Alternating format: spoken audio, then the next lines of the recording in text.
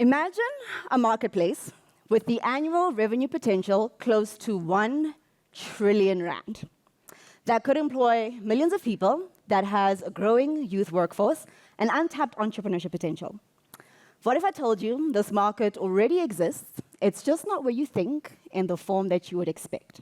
And for us to tap into the gold that is there, we need VCs and angel investors to rethink their focus. Let's talk Kasi Gold. The last 130 years brought labor into the city, which became the communities that we see today that are our townships, Ekasi. There are over 500 townships, and with a country population of 60 million people, a quarter of those individuals live in 72 of the largest townships. This is Alex. And the skyscrapers you see in the distance is Sandton, the richest square mile in Africa. This is an illustration of the paradox of the rich and poor that you will find across Mzansi. Indeed, we are facing a crisis, but this equally presents an opportunity. Research highlights the challenges that are facing small, micro, and informal startups operating Ekasi. Over the past couple of years, I have worked with female social entrepreneurs based in the townships who are solving for these problems effectively with incredible innovations, but there seems to be a misalignment between the impact on the ground and parameters set by international VCs. So I want to share with you 5 things we know about the township that you might miss in the research. People.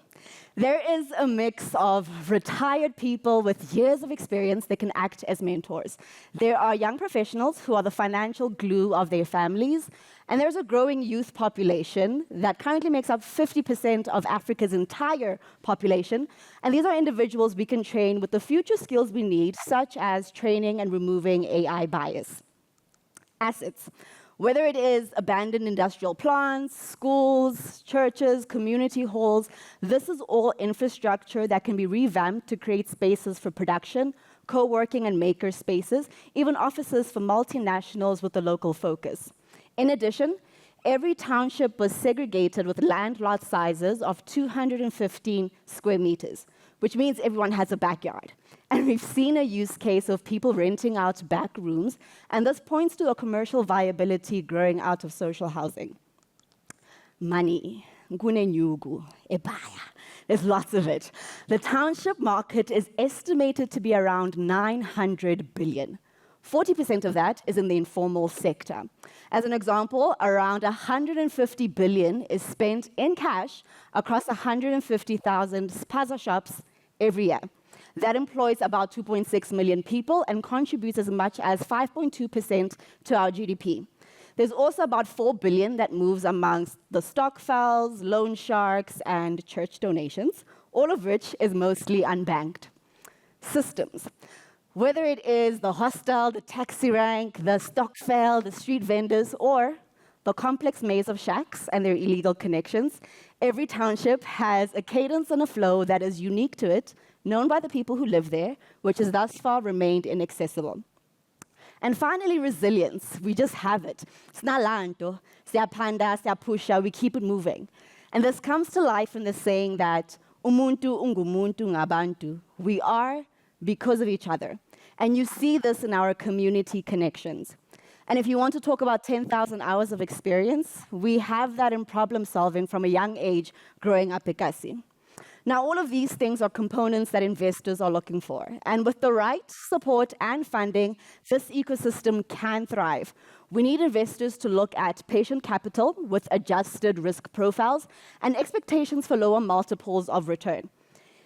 Over time, the ideas and the talent do improve, and you become a first mover with a better understanding of the market. So in the same way that Silicon Valley exists to find unicorns in a market that is overflowing with capital, we can find those same unicorns Ekasi. And these aren't just international high net worth individuals. They are also our own stokvels and people who consistently send money home. And in the space between the challenges and the opportunities, there is a gap where we can quantum leap. And we do so if we challenge and change what we know, how we measure, and the motivation behind our why. So in general, we know that there are traditional and linear systems that inform how economies organize and how communities arrange themselves. But in order to be successful at Kasi, we have to value the knowledge and life experience of the people who live there, giving them room to lead design change and systems thinking for their own interventions. We've seen this with startups like Philippi Village. That's a co-working space that operates in the Cape Flats. And by taking on some community challenges, they've been able to become successful through grassroots partnerships operating in one of the most dangerous parts of South Africa. In terms of what we measure, we tend to look at return on investment to maximize shareholder value. However, 1 + 1 at Kasi doesn't always equal 2, right? So we have to understand that there's an interconnectedness, and therefore CSI and ESG need to be as diverse and integrated. For example, it's understanding that education is more than books and painting classrooms, but children also need access to a meal, electricity. Girls need access to pads and clean toilets so that they don't miss out on school. Startups like Rethinking have effectively solved for access to education by providing kids with backpacks fitted with a rechargeable light, and this powers while they walk home so that they can do homework with light when they get there. And finally, our why. It has to be a multi-pronged, interconnected, ecosystem-focused approach that solves first for the benefit of the people at Kasi and second for those on the outside. And if we raise the base level, then everybody wins. This looks like bringing means of production closer to the township in order to improve work performance and quality of life. We have seen startups like Clothes to Good effectively solve for people, planet, and profit. They close the loop by recycling from retail and the public, selling to micro businesses that are led by mothers of children with disabilities. They upcycle into toys for ECD kids and downcycle into insulation or mulch to support various outreach programs.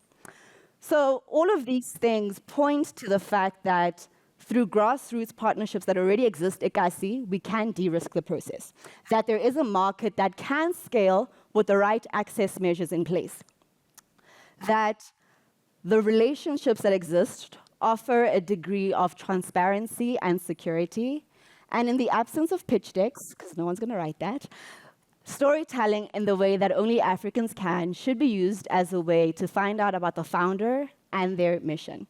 And finally, the human capital, the talent, and the ideas nascent at Kasi are the gold. So you might be thinking, these aren't necessarily radical ideas, and solving for the township is not your problem. Sure, but there is about 1 trillion that's untapped. So I ask you the same question that was posed to us by Kwaito philosopher uMandoza. Uzoyithola kanjani uhleli khoneni? For us to mine the purest gold, it needs all of us. Minds together, sleeves raised, egos aside, and pockets ready to support. And if we get this right, history will speak of us and how we struck gold. Thank you.